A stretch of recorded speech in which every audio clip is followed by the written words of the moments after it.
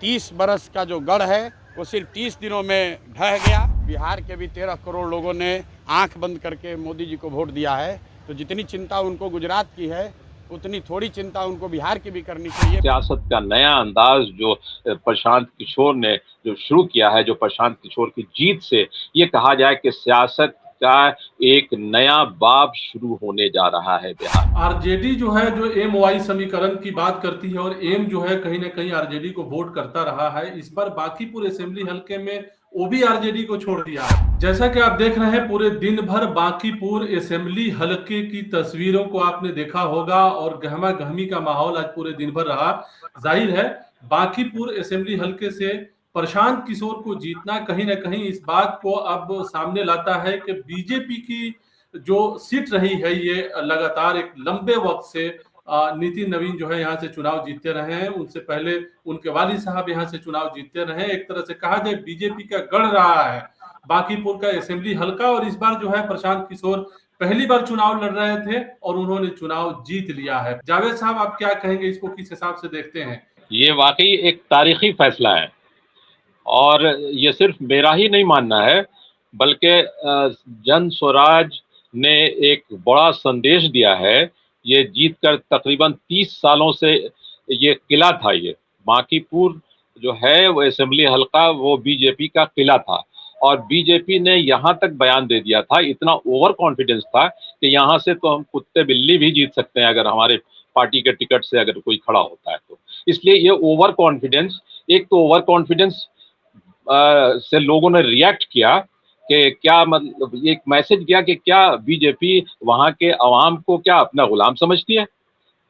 तो ऐसा नहीं है कि गुलाम है। दूसरी चीज ये है कि आरजेडी और बीजेपी और ये जन स्वराज ने जो तीनों ने जो कैंडिडेट दिया था वो उसमें से सबसे ज्यादा पढ़ा लिखा हुआ आदमी ये प्रशांत किशोर और एक इंटरनेशनल लेवल का आदमी जिसने यूएन में काम किया है। लोगों को बड़ी उम्मीदें थी और हैं कि वो एक नया करिश्मा हो सकता है बिहार की पॉलिटिक्स में। इसलिए एक ये तो फैक्टर था। इससे पहले कि जावेद साहब हम लोग आगे बात करें, प्रशांत किशोर की बाइट हम सुनाते हैं लोगों को। एक और एकमात्र उद्देश्य है, चाहते हैं कि बिहार में बेहतरी हो।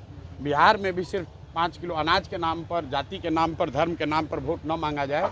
अगर 25 एमपी गुजरात से जीत कर गए हैं, प्रधानमंत्री बनाने में मोदी जी को गुजरात के लोगों ने योगदान किया है, तो बिहार के भी 13 करोड़ लोगों ने आंख बंद करके मोदी जी को वोट दिया है। तो जितनी चिंता उनको गुजरात की है उतनी थोड़ी चिंता उनको बिहार की भी करनी चाहिए। बिहार के जो 1 करोड़ से ज़्यादा बच्चे बाहर मजदूरी कर रहे हैं उनकी चिंता होनी चाहिए। बिहार के लिए कोई एक स्पेशल प्रोग्राम बनाना चाहिए ताकि बिहार से पलायन बंद हो।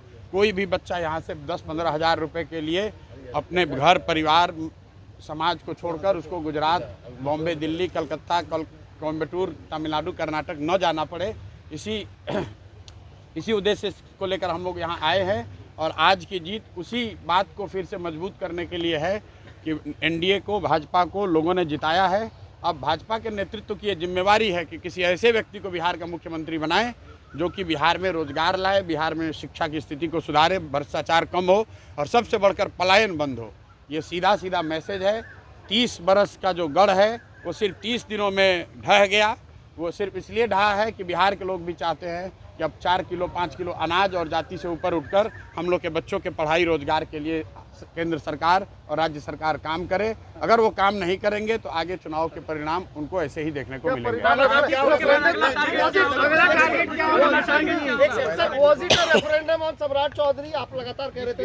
बिल्कुल, देखिए ऐसा है, लड़ाई व्यक्तिगत नहीं है।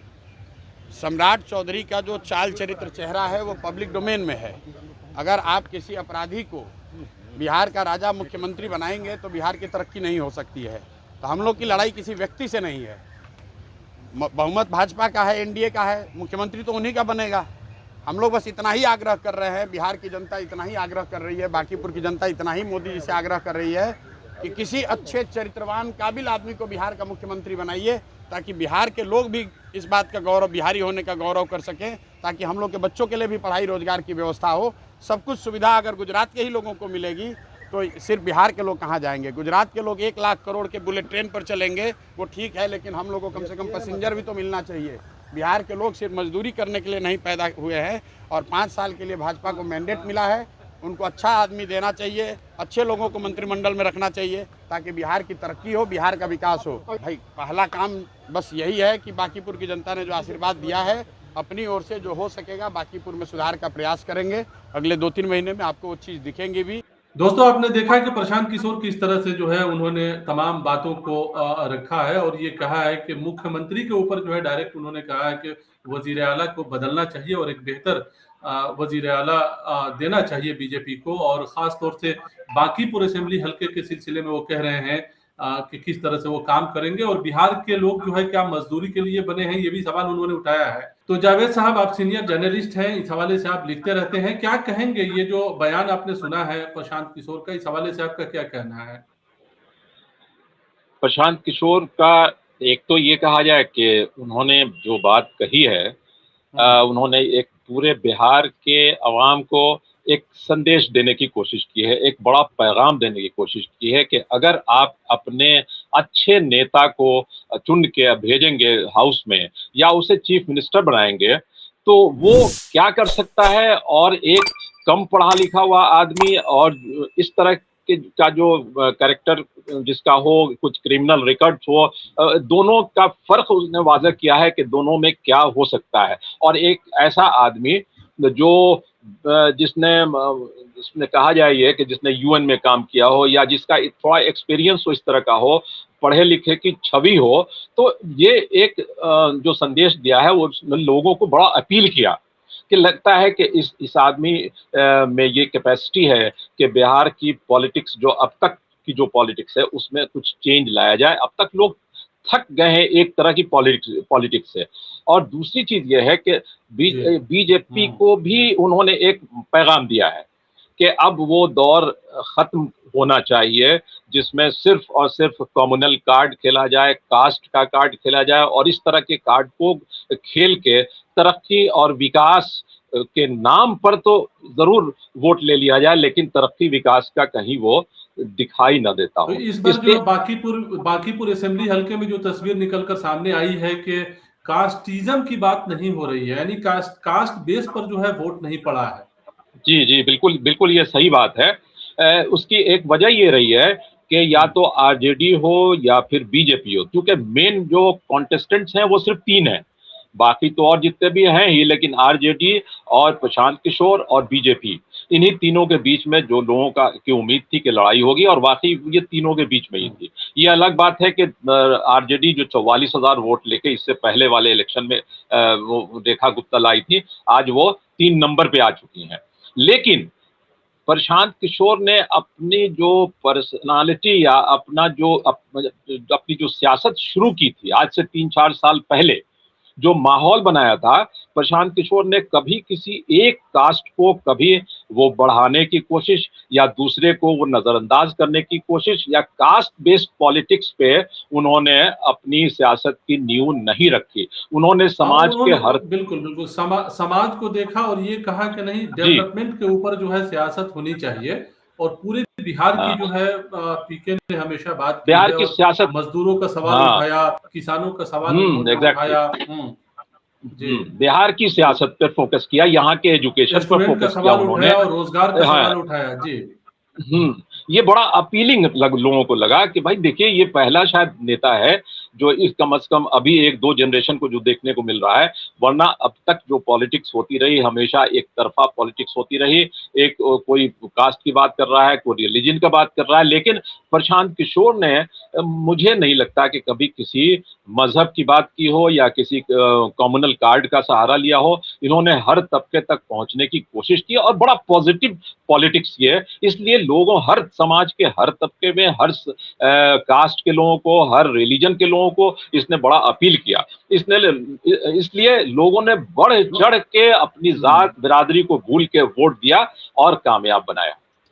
जी, आरजेडी जो है, जो एमओआई समीकरण की बात करती है और एम जो है कहीं ना कहीं आरजेडी को वोट करता रहा है, इस बार बांकीपुर असेंबली हल्के में वो भी आरजेडी को छोड़ दिया है, वो भी कहीं पीके की तरफ किया है। तो एक तरह से मुतबादिल भी जो है कहीं ना कहीं पीके बन रहे हैं। एक ऑप्शन के तौर पे भी लोग देख रहा है कि नहीं, एक विकल्प है ये, पीके की तरफ जाया जा सकता है। तो कहीं ना कहीं ये अब आने वाले वक्त में जो है लोगों के सामने एक विकल्प पीके और पीके की पार्टी जो है रहेगी बिहार की सियासत में, एक तरह से कहा जा सकता है। ये शुरुआत है। ये ये पब्लिक के लिए, बिहार के अवाम के लिए बहुत अच्छी बात हुई। अब तक उनके पास कोई ऑप्शन नहीं था, या तो बीजेपी या फिर महागठबंधन में जो 2-3 पार्टियां हैं, वो मिला जुला के आप यूं कह सकते हैं कि आरजेडी। और इन लोगों की पॉलिटिक्स से यहाँ के लोग बिल्कुल थक चुके हैं, थक चुके हैं। जहां तक आपने मुसलमानों की बात की, शायद लगता था कई बार जो है रिपोर्टर्स तक सवाल करते थे कि भाई आपका तो जाएगा वोट आरजेडी को। कई लोगों ने बड़ा रिएक्ट किया इस पर कि आपने या आरजेडी ने क्या मुसलमानों को गुलाम समझ रखा है। उनके लिए कोई एम की कोई जगह उन्होंने पॉलिटिक्स में कोई ऐसी नहीं देखी। और ये एहसास जो है ये उबाल खा रहा था कि भाई आरजेडी एम वाई की तो बात करती है, लेकिन वाई दिखता है, एम कहीं दिखता नहीं। आज आरजेडी में कोई ऐसा एक बड़ा चेहरा नहीं है कि जिसको आप लाके खड़ा कर सकें। अगर है भी अब्दुल बारी सिद्दीकी साहब जैसे चेहरे को, तो वो बिल्कुल ही साइड लाइन है, कहीं कोई तो कोई इस बार उसकी जो है आवाज उठाने वाला नहीं। बाकी जो ये बाई इलेक्शन है, कहीं ना कहीं इससे जो है एक बड़ा मैसेज गया है। न सिर्फ ये कि बीजेपी को एक बड़ा मैसेज गया है कि बीजेपी अपना गढ़ जो बीजेपी का रहा है, ये जिस नितिन नवीन के राज्यसभा में जाने के बाद ये सीट खाली हुई और पार्टी के वो राष्ट्रीय अध्यक्ष हैं, वो उनकी सीट पर जो है बीजेपी अगर चुनाव हार जाती है तो कहीं ना कहीं एक बड़ा मैसेज बीजेपी के लिए भी है। और साथ साथ जो है आरजेडी के लिए भी है कि आरजेडी का जो कोर वोटर है वो कहीं ना कहीं पीके की तरफ शिफ्ट किया है। पीके का जीतना जो है इस बात की तरफ जो है वाज़े इशारा है। जी, ये बिल्कुल सही बात है। अब तक हिंदुस्तान में ये 2-3 पार्टियां ऐसी हैं जो कैडर बेस्ड पार्टियां हैं, जैसे बीजेपी है या फिर कम्युनिस्ट पार्टियां हैं। बाकी किसी का कोई ऐसा कैडर नहीं था। जो कैडर इन्होंने बनाने की कोशिश की थी आरजेडी ने, एम और वाई का, इस पे बहुत दिनों तक ये पॉलिटिक्स चली भी, लेकिन अब ये इस तरह की पॉलिटिक्स जो है वो नाकाम हो चुकी है। और ये बिल्कुल ही बाई इलेक्शन है। बाई इलेक्शन से सबको मालूम है कि इससे हुकूमत नहीं बदलने जा रही है। हुकूमत के पास थंपिंग मेजॉरिटी है। वो इससे कोई उस जीत हार से उस हुकूमत पे तो कोई फर्क नहीं पड़ेगा।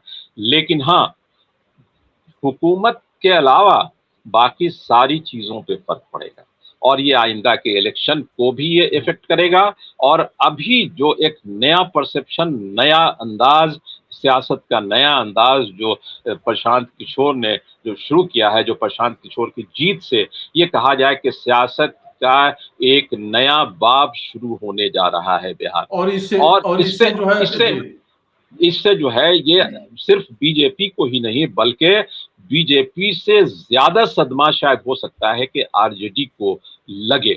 उसकी वजह यह है कि जिस बेस पर वो अपनी सियासत कर रहे थे, वो नींव जो है वो खिसकती हुई दिखाई दे रही है। अगर अब भी होश के नाखून न लिए और इन सब चीजों से ऊपर उठ के और सबकी नुमाइंदगी जो है वो एक प्रोपोर्शन में, एक तनासुब में अगर देने की न कोशिश की, तो ये धीरे धीरे जो भी उनका जो रहा सहा जो कुछ बुनियाद है, वो भी धीरे धीरे वो खिसकता हुआ नजर आएगा। इसलिए इसने एक संदेश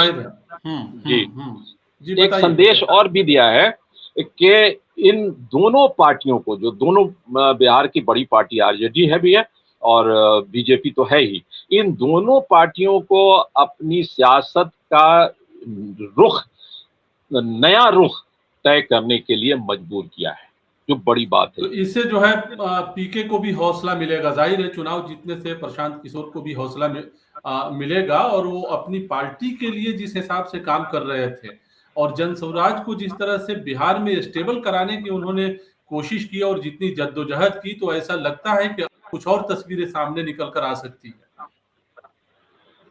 इसमें प्रशांत किशोर ने शुरू से ये कोशिश की है अभी तक, जब से अपनी सियासत शुरू की है, गुज़श्ता 3-4 सालों में, 5 सालों में कह सकते हैं आप, जब से वो जेडीयू को छोड़ा है और बाज़ाब्ता जो उन्होंने अपना काम थोड़ा साइड करके पॉलिटिक्स को अपना प्रोफेशन बनाया है, उस वक्त से ही उन्होंने समाज के हर तबके से, और उन्होंने फर्स्ट हैंड हर समाज के हर तबके के नौजवानों को उन्होंने अट्रैक्ट करने की कोशिश की है। और यही वजह है कि आप उनकी पार्टी में सबसे ज्यादा अभी देखेंगे तो नौजवानों का जोश खरोश जो है वो, और अब चूंकि एक सीट उन्होंने अब जीत ली है, जो अब तक लोगों को पता नहीं लग रहा था कि क्या होना है क्या नहीं होना है, लेकिन उससे बहुत ही कॉन्फिडेंस आएगा और वो जोश जो है वो बलबला और भी वो जोश मारेगा, और ये प्रशांत किशोर के लिए बड़ी अच्छी बात है ये। चलिए, बहुत शुक्रिया हमसे बात करने का। तो ये थे जावेद अख्तर साहब, सीनियर जर्नलिस्ट हैं, और जाहिर है ये भी बता रहे हैं कि बिहार के जो बांकीपुर असेंबली हल्का है पटना में कितना वीआईपी है और किस हिसाब से प्रशांत किशोर ने बांकीपुर असेंबली हल्के से चुनाव जीता है। अभी देखिए, जन स्वराज पार्टी की ऑफिस में जश्न का माहौल है, लोग जो है खुश हैं, तालियां बजा रहे हैं, नाच रहे हैं, गा रहे हैं। और इसी के साथ ये कहा जा सकता है कि पीके के चुनाव जीतने का मतलब है कि बिहार जो है एक नया करवट लेगा और आने वाले वक्त में कहीं न कहीं उसके नतीजे जो है सामने आएंगे। बहरहाल, इस प्रोग्राम में इतना ही, हमें दीजिए इजाजत। शुक्रिया।